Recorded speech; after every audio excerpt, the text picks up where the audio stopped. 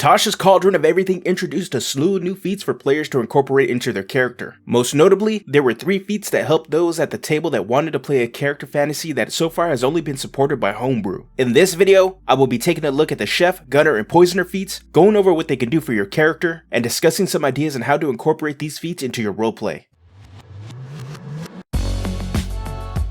Hello, welcome to Dungeoneer's Pack, a channel bringing you player-focused discussions and character guides for 5th edition Dungeons & Dragons. My name is Josh, thank you for watching.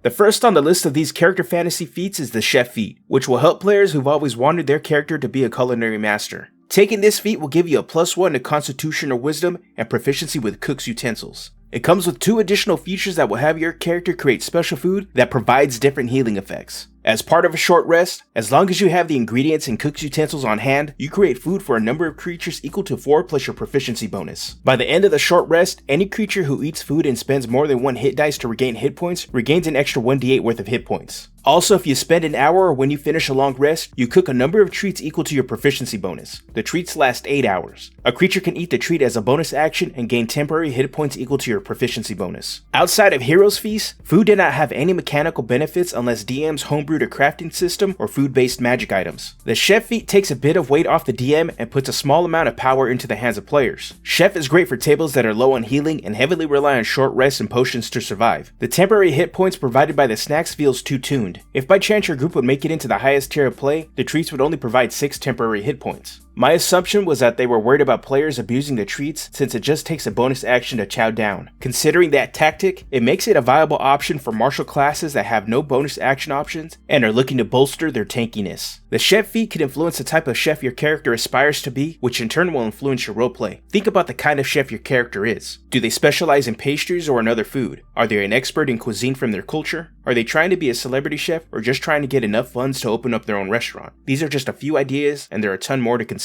As an adventuring chef, you can take advantage of exploration and social encounters by having your character hunt down ingredients. Whenever your group enters a town, your character heads to the market to look for local produce and other regional ingredients. When out in the wild, your character could be on the lookout for wild herbs, fruits, and if they can hunt, animals or other beasts. Like a wizard that searches every book or scroll for new spells, your chef could be similar when looking for new food recipes. The next feat on this list could have your character put the sword down and begin to pack some heat. Gunner looks to provide some support for those looking to play a gunslinger in a fantasy setting. Taking this feat will give a boost to dexterity by increasing the stat by 1. We also gain proficiency with firearms and ignore the loading property of firearms. The last perk from the feat is to remove any penalty for shooting a creature at point blank range. When we are within 5 feet of a creature and attempt to make a range attack roll, it no longer imposes disadvantage. Gunslingers have only been supported in 5th edition by homebrew options, and this is Wizards' attempt at giving players the possibility of playing one in an official capacity. The problem with this feat is that it offers the bare minimum needed to play a gunslinger and still needs an incredible amount of homebrew and collaboration between the DM and player to get the concept to work. Firearms are practically non-existent in 5th edition, with the only official mention of them being found in the Dungeon Master's Guide, and even then, the examples provided in the book are not balanced. While the premise behind this feat falls flat, the last trait in Gunner works with all ranged attacks, but given there are so few opportunities to pick up feats, there are other powerful options that you will consider before this one. If you still decide to take this feat, take inspiration from the Western or Noir genres and incorporate the gunslinger trope into your character. Before joining your party, the character could have been a heroic drifter. They could be a bounty hunter or veteran soldier turned mercenary whose mission aligns with a group of adventurers. Gunslingers tend to have a confident personality that shows up in a couple of ways. They could be the strong silent type. When they step into the room, their very presence will frighten those that would cross them, while bringing comfort to others that could use their help. Or they could be cocky. They try to smooth talk or deceive those that they can, and for when they can't, their trusty pistol will do the talking. Regardless of which path you take, a gunslinger tends to be patient or appears to be in control of most situations. Another trope to influence your character comes from more modern influences on fantasy. Your character could be a tinkerer. They are adept at understanding, altering, and fixing mechanical devices. While the artificer class handles this character fantasy, using the gunner feat, we can simply limit the tinkering to firearms. Your character could always be thinking about ways to improve their firearm, spending their downtime drafting up schematics for modifications. Poisoner is the last feat on this list, which is meant to help support several character fantasies that use poisons to accomplish their goals. The first trait allows you to overcome resistance to poison whenever you roll damage that deals the poison damage type. With this feat, it will now only take a bonus action to apply poisons instead of eating up our action. We gain proficiency with a Poisoner's Kit for our final trait if we aren't already proficient with it. In addition to this, we can craft our poison by spending at least 1 hour of work and 50 gold worth of materials. We create a number of doses equal to our proficiency bonus. The poison we create can be applied applied to any of our weapons or ammo and it lasts for 1 minute. In regards to the damage, an enemy hit with the poison coated weapon must make a DC 14 Constitution saving throw, or they'll take 2d8 poison damage and become poisoned until the end of your next turn. If you're wanting to be the assassin that coats their daggers, pouring poison in a target's glass, or be the hunter that takes animal venom and turns it into deadly poison, look elsewhere. On first glance, the feat looks like it should work, but the huge problem with Poisoner is the fact that poison is the weakest damage type. 228 monsters are flat out immune to the damage type and condition, while 22 of them have resistance. That buff to overcome resistance isn't rewarding as it should be, and instead, they should have found a way to make poison overcome immunity, even if it just made it so that the immune are now resistant. If you still want to consider picking this feat up, here are a few suggestions for ways to roleplay the feat. Your character could always be on the lookout for poisonous plants and venomous animals to harvest from. They can always take a stealthy approach to most situations, wanting to blend into the crowd and not draw attention to themselves. Consider having them have an aversion to bloodshed. They don't avoid combat, but they prefer to eliminate a threat quietly and swiftly before it can get to that point. The Chef, Gunner, and Poisoner feats attempt to address and support character fantasies players have been clamoring for some time. Unfortunately, not all of them succeed at this. The Chef feat is by far the winner out of this bunch. It succeeds in giving players a basic set of mechanics to play an adventuring chef without adding a full-blown crafting system or subclass. The food having healing properties is great for party compositions that aren't heavy-handed with healing spells, or for games that are a bit tougher, relying on short and long rests for healing. Gunner is dependent on the campaign setting and a DM that is willing to collaborate with the player to flesh out a firearm system. Using this feat straight out of the book requires reflavoring and modifying class and subclass features to get it to work as intended. With the amount of labor to get this feat to work, a playgroup is more than justified to save themselves some time and use third-party supplements instead so a player can play a gunslinger character. Poisoner is the worst out of the bunch. Mechanically, the feat works and gives players who want to coat their weapons with poison the ability to do so. The only reason Poisoner is terrible is because so many enemies are immune to the poison damage type. It does not give players any way to overcome this issue. I can see Poisoner being viable in grounded or realistic campaigns that won't feature too many fantastical creatures or monsters. The intention behind the feats is great, and I love more options that help facilitate and inspire characters, but all three options could do with more mechanical support on various levels. If you or someone at your table wants to play an adventuring chef, a gunslinger, or poison specialist, you may find yourself disappointed, especially if you want a deeper system. With that said, I want to hear from you. What character fantasies do you want to play but don't have mechanics to support it currently? Let me know down in the comment section. If you enjoyed this video, make sure to give it a like, and if you want to see more content like this, I drop a video every week, so go ahead and hit that subscribe button. If you're wanting to check out other feats to include in your builds and how you can use them for roleplay, check out my feats playlist. You can click on the thumbnail on the screen or in the description below to check them out. Alright, I'm out of here. Have a good one.